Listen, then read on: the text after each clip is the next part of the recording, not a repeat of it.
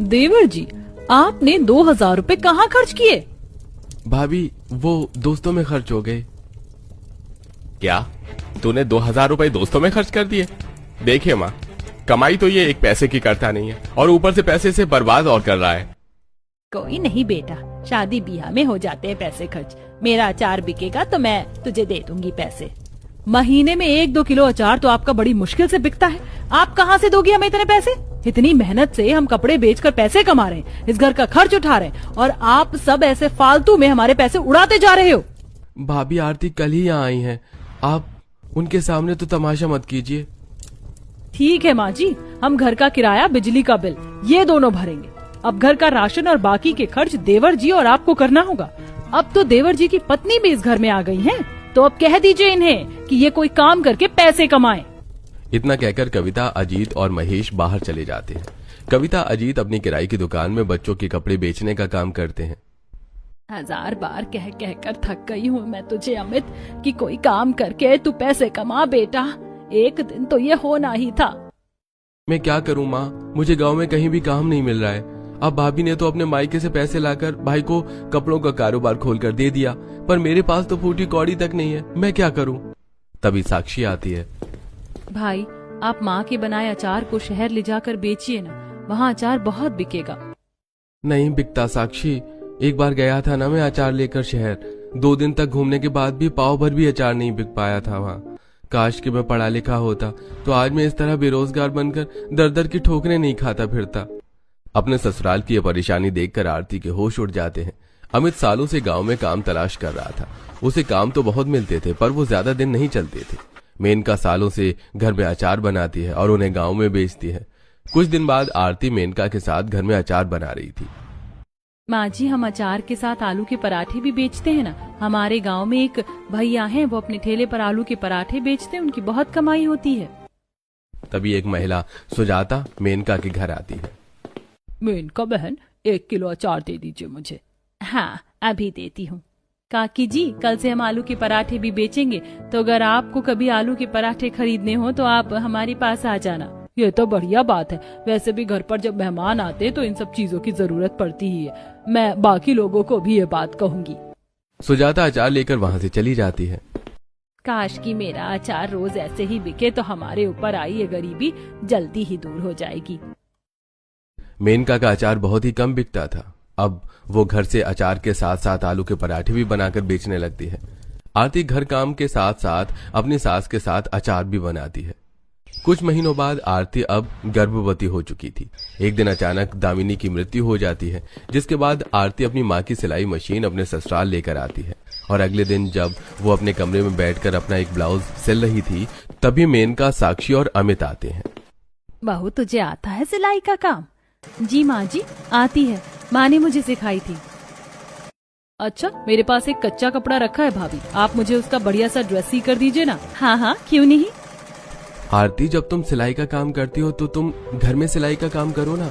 तुम्हें पता है इस पूरे गांव में केवल एक ही दर्जी है, और वो भी इतना खड़ूस है ना कि क्या ही बताऊं। वो तो ठीक है अमित जी, पर मुझे तो यहाँ कोई जानता ही नहीं, फिर लोग कैसे आएंगे मेरे पास कपड़े सिलवाने। भाभी, आप मेरा एक ड्रेस सी कर दिखाइए, फिर हम लोगों को आपका काम दिखाएंगे। तभी साक्षी कपड़ा लाती है और आरती उसी वक्त से कटिंग करने के बाद उसका ड्रेस बनाने में लग जाती है। और ऐसे ही 2 दिन बीत जाते हैं।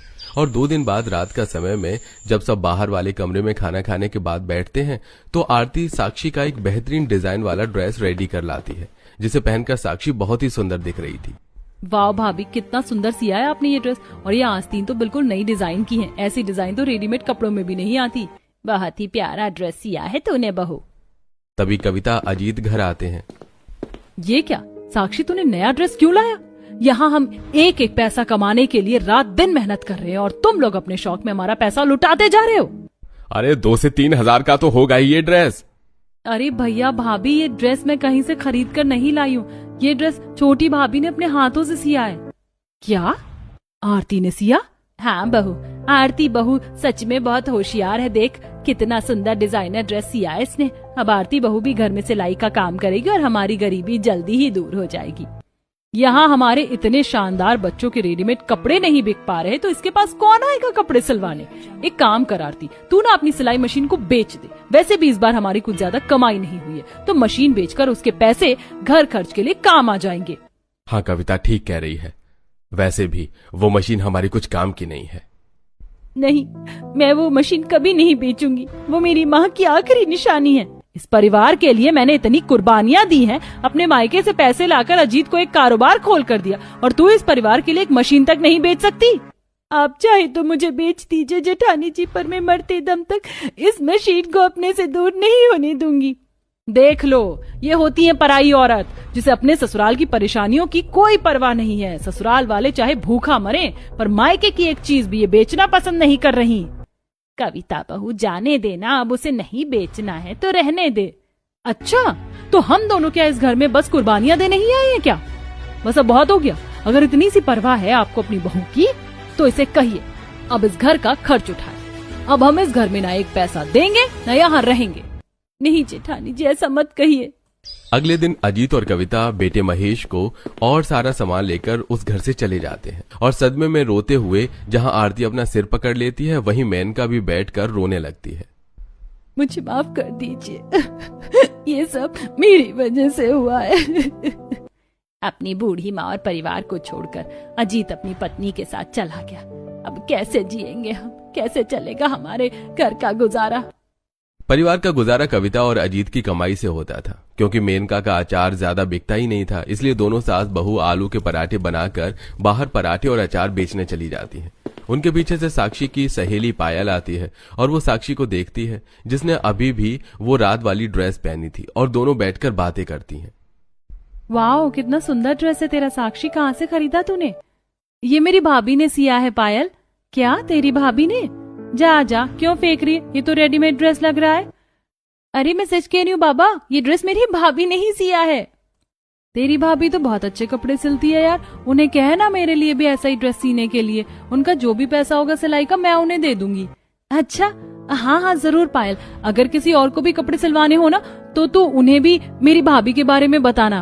अरे तो चिंता मत कर, अगर तेरी भाभी ने मेरे कपड़े अच्छे से सिए ना तो मैं व्हाट्सएप और इंटरनेट पर उन कपड़ों के फोटो को डालूंगी, फिर देखना कैसे तेरी भाभी के पास ग्राहक आते हैं। शाम को जब आरती आ जाती है तो पायल अपनी एक ड्रेस सिलने के लिए आरती को कपड़ा देती है, और फोन में उसे डिजाइन भी दिखाती है, जिसे अच्छे से देखकर पहले आरती उसकी कटिंग करती है, और फिर अगले दिन उसे सिलने बैठती है, और 3 दिन में एक अच्छा सा ड्रेस उसे सिल कर देती है। और जब पायल उस ड्रेस को पहनती है तो कहती है, वाह भाभी, आपने तो कमाल कर दिया, आपने तो मामूली से कपड़े का पूरा नक्शा ही बदल दिया। इतना कहकर पायल आरती को पैसे देकर चली जाती है, और घर जाकर पहनी हुई ड्रेस की फोटो व्हाट्सएप और बाकी सोशल मीडिया प्लेटफॉर्म पर लगाती है, और आसपास वाले लोगों के बीच भी इसका प्रचार करती है। अब जिसको आरती के बारे में पता चलता है तो वो सब भी आरती के पास कपड़े सिलाने आते हैं। एक ही दिन में आरती के पास 10 ग्राहक आ चुके थे, और उसके पास बहुत काम होता है। वो बैठकर कमरे में सिलाई कर रही थी। भगवान जी का लाख लाख शुक्र है कि बहू को काम मिल रहा है। आरती, मैं शहर जाकर लोगों को तुम्हारे सिले हुए डिजाइनर कपड़े दिखाता हूँ, देखना वहां से भी तुम्हें बहुत काम मिलेगा। इतना कहकर अमित जाने लगता है। वाकई आरती सादे कपड़ों को भी अपनी कला से काफी शानदार बना रही थी। अब इसी तरह दिन प्रतिदिन बीतने लगे। आरती के पास हर बार अच्छे ग्राहक आने लगे। वो गर्भवती अवस्था में भी घर के काम के साथ साथ अपना सिलाई का काम भी करती है। एक शाम मेनका को एक शादी के लिए 10 किलो अचार बनाने का ऑर्डर मिलता है, तो वो आरती से जाकर कहती है, जो सिलाई कर रही थी, बहू मुझे कल 10 किलो अचार का ऑर्डर पूरा करके देना है। 15 दिन से मैं इसी पर काम कर रही हूँ। इतना बड़ा ऑर्डर पहली बार मुझे मिला है। पैकिंग करने में मदद कर, फिर उसके बाद पराठा भी बनाना है आलू के। कल तो उसका सामान रेडी करना है। माँ जी, मुझे इस ड्रेस पर नक्काशी करनी है और कल ही ग्राहक को ये कपड़े चाहिए। कल शादी है उसके घर और ये कपड़ा भी काफी कीमती है। भाभी, इस कपड़े पर मैं मोती चिपका देती हूँ, आप अचार बनाने में माँ की मदद कीजिए, क्योंकि माँ की तरह केवल आपको ही आता है अचार बनाना। ठीक है, पर ध्यान से चिपकाना मोती, क्योंकि ये ड्रेस पूरे 10,000 रुपए का है। सास के साथ जब वो बाहर वाले कमरे में अचार पैक करने बैठती है, तभी एक लड़की आरती के घर आती है। भाभी, वो मेरा ड्रेस हो गया? नहीं, थोड़ा बाकी है, कल तक हो जाएगा वो कंप्लीट। अच्छा भाभी, ये मेरा शादी का लहंगा है, थोड़ा ढीला हो रहा है मुझे, तो आप कल तक इसे फिट कर दोगे? कल शादी के दिन मुझे इसे पहनना है। हाँ ठीक है, तुम इसे यहाँ बेड पर रख दो। ध्यान से भाभी, पूरे 20,000 रुपए का लहंगा है ये। बड़ी मन्नतों से भेजा है मेरे ससुराल वालों ने इसे। हाँ हाँ, तुम चिंता मत करो, इसे कुछ नहीं होगा। अब ये सारी बातें बाहर खिड़की के पास खड़ी कविता सुन लेती है। कविता मेनका के घर के बाहर खिड़की के पास खड़ी अंदर देख रही थी। अच्छा, तो इन लोगों के इतने अच्छे दिन आ गए कि ये हजारों रुपए कमा रहे हैं और हम वहाँ दाने दाने को तरस रहे हैं। कविता उसी गांव में अपने किराए वाले घर में आती है और कविता अजीत को सारी बात बताती है। क्या? हाँ, मैं उस आरती को कामयाब नहीं होने दूंगी। मैं उसका सारा कारोबार ही बर्बाद कर दूंगी।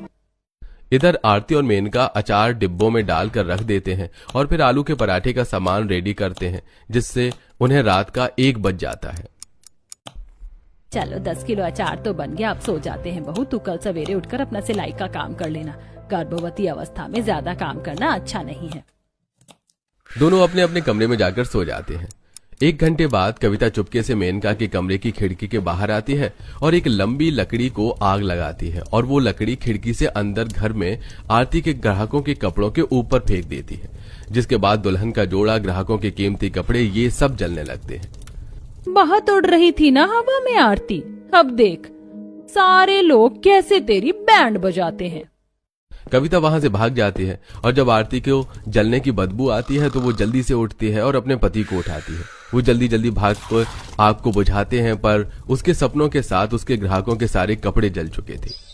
सवेरे का समय था। मेनका अपनी बेटी के साथ आती है और जले कपड़ों को देख और आरती को रोता देखकर कहती है, अरे ये कपड़े कैसे जल गए आरती, कैसे हुआ ये सब? अरे बाप रे, इनमें तो ग्राहकों के बहुत कीमती कीमती कपड़े थे। माँ, हमें भी नहीं पता ये कैसे हुआ। अब क्या जवाब दूंगी मैं ग्राहक को? आज मनीषा की शादी और उसका शादी का कीमती जोड़ा पूरा जल गया है। मनीषा का लहंगा 20,000 का था, अब उसे क्या जवाब दूंगी? ये भयानक मंजर देखकर आरती और सब काफी परेशान होने लगते हैं और सब बाहर वाले कमरे में आरती को बैठाकर उसको चुप करवा रहे थे। तभी मनीषा और कुछ ग्राहक मेनका के घर आते हैं। लाइए भाभी, मेरे कपड़े जल्दी दीजिए, घर पर सारे मेहमान आ चुके हैं और बारात भी आती ही होगी। बाकी ग्राहक भी आरती से अपने कपड़े मांगते हैं। सब ग्राहकों को देखकर खामोश थे। क्या हुआ भाभी, जल्दी दीजिए ना मुझे कपड़े। मनीषा, मुझे माफ कर दो, तुम सबके सारे कपड़े जल गए। ये सुनकर सबके होश उड़ जाते हैं। क्या जल गए? कैसे? बेटा पता नहीं, अचानक से रात को कपड़ों में आग लग गई और सारे ग्राहकों के कपड़े जल गए। अरे ऐसे कैसे जल गए? आज मेरी शादी है, अब मैं क्या पहनूंगी शादी में? आपको कपड़े संभाल कर रखने चाहिए थे ना। हमने संभाल कर ही रखे थे कपड़े मनीषा। मेरी हिम्मत ही मारी गई थी जो मैंने इतने कीमती कपड़े लेकर आपके पास आ गई। मैं कुछ नहीं जानती, मुझे मेरे कपड़ों की पूरी भरपाई चाहिए अभी। मनीषा और सब लोग बाहर जाते हैं और अपने सब एक साथ चिल्ला चिल्लाकर कपड़ों की भरपाई मांगने लगते हैं और खूब तमाशा करते हैं। फिर मेनका का परिवार भी बाहर जाता है उनको चुप करवाने, पर वहां अजीत, कविता भी आते हैं और अपने परिवार का पूरे गांव वालों के सामने मजाक बनते देखते हैं। इंसान की जितनी औकात हो ना, उसे उतने ही काम करने चाहिए। ज्यादा हवा में उड़ना भी इंसान को जमीन पर लाकर पटक देता है। 2 पैसे कमाने के चक्कर में लोगों का हजारों का नुकसान कर दिया इस आरती ने। अब कैसे भरपाई करोगे तुम लोगों के कपड़ों की?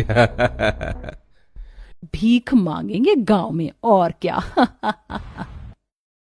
ये बातें सुनकर मेनका और सब खूब रोने लगते हैं। सारे ग्राहक गांव वालों के सामने काफी तमाशा कर रहे थे। देखिए, मैं आप सबसे हाथ जोड़कर विनती करता हूँ, मेरी पत्नी इस समय गर्भवती है और ऐसी हालत में जरा सा भी टेंशन लेना बच्चे को हानि पहुंचा सकता है। मैं आपसे विनती करता हूँ, हमें कुछ दिनों की मोहलत दे दीजिए, हम आपकी पाई पाई चुका देंगे। अमित और सब लोगों से हाथ जोड़कर मिन्नतें करने लगते हैं, जिसके बाद सब 10 दिन की मोहलत देकर वहां से चले जाते हैं। थोड़े समय बाद सब घर में बैठे थे। कविता और अजीत लोगों के सामने कैसा अपमान कर रहे थे हमारा। माँ, वो सब जाने दीजिए, पहले ये सोचिए कि हम इतने पैसे कहाँ से लाएं। घर देखो किराए का और पास में पैसा नहीं। 2 पैसे कमाने की कोशिश की थी और हजारों का नुकसान हो गया। ये सब मेरी वजह से हुआ है। मैं सिलाई का काम शुरू करती ना, ये सब होता। भाभी, इसमें आपकी कोई गलती नहीं है, वो तो बस एक हादसा था जो हो गया।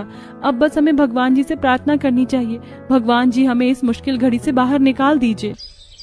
अगले दिन अमित अपने दोस्तों पहचान वाले हर किसी के पास जाकर कर्ज मांगने लगता है और कोई उसकी सहायता नहीं करता। तभी कविता, अजीत, मेनका के घर आते हैं।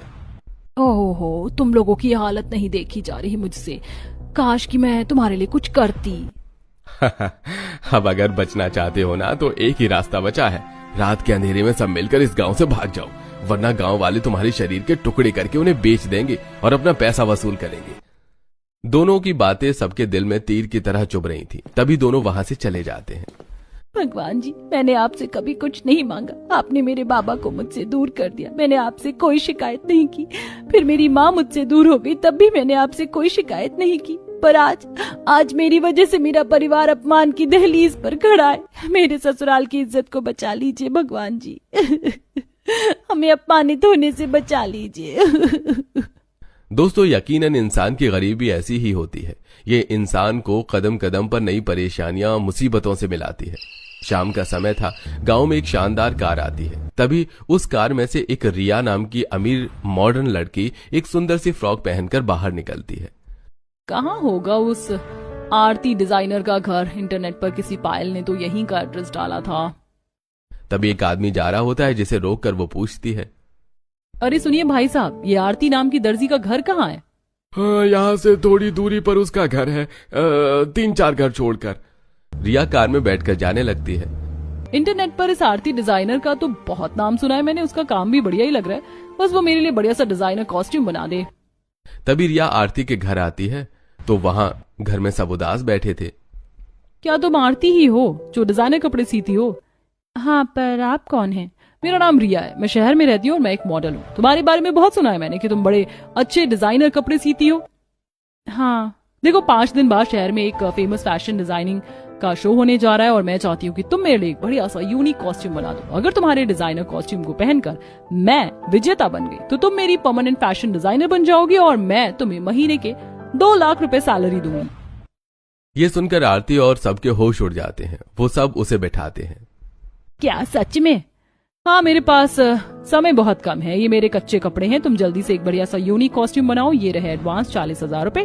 तुम्हारी जरूरत का सारा सामान भी मैंने लाया हुआ है। अगर तुम्हें और किसी चीज की जरूरत हो तो मुझे बता देना।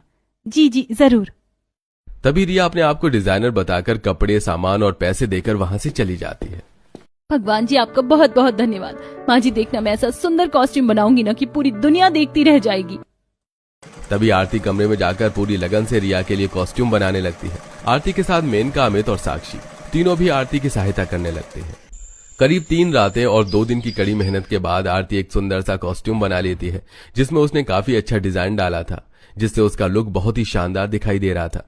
तभी रिया आरती के घर आती है तो उसे सुंदर से कॉस्ट्यूम को देखकर उसके भी होश उड़ जाते हैं और जब वो पहनकर आती है तो कहती है, वाओ, लुकिंग सो ब्यूटीफुल यार। आरती, तूने तो कमाल कर दिया मेरी जान। इतना शानदार कॉस्ट्यूम बनाया तूने। अरे ये तो शो में धमाल मचा देगा। अगले दिन आरती रिया और सबको शहर में उस शो में लेकर आती है, जहां अलग अलग डिजाइनर मॉडल आए हुए थे। तभी रिया स्टेज पर आरती का बनाया वो कॉस्ट्यूम पहनकर आती है और अपनी परफॉर्मेंस देती है। भगवान जी सहायता कीजिए। थोड़े समय बाद रिजल्ट अनाउंस होता है। हमने ऐसे कई शो में हजारों कॉस्ट्यूम देखे हैं, पर जो कॉस्ट्यूम रिया ने पहना है, ऐसा शानदार और यूनिक कॉस्ट्यूम हमने आज तक नहीं देखा। मुझे ये बताते हुए बड़ी खुशी हो रही है कि इस शो की विजेता मिस रिया है। ये सुनकर रिया, आरती और सब खुशी से उछलने कूदने लगते हैं, जिसके बाद आरती को फैशन डिजाइनर का खिताब मिल जाता है और रिया फेमस मॉडल बन जाती है। तभी रिया आरती को 10 लाख रुपयों का चेक देती है। आरती, ये रही तुम्हारी मेहनत। अब तुम वर्ल्ड की फेमस फैशन डिजाइनर बन चुकी हो। अब देखना, तुम्हारे पास करोड़ों के ऑर्डर्स आएंगे, जिसके बाद तुम्हारा जीवन ही बदल जाएगा। ये सुनकर आरती और सब काफी खुश होने लगते हैं।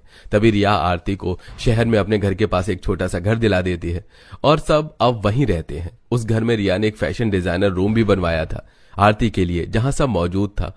इस तरह आरती रिया के लिए काम करके महीनों के लाखों रुपए कमाने लगी और अब उसके और भी क्लाइंट बन चुके थे और धीरे धीरे वो सबके पैसे लौटा देती है। अब आरती को एक बेटा भी हो चुका था। आरती अब अमीर हो गई थी और उसके जेठ जिठानी अपनी किस्मत को कोस रहे थे।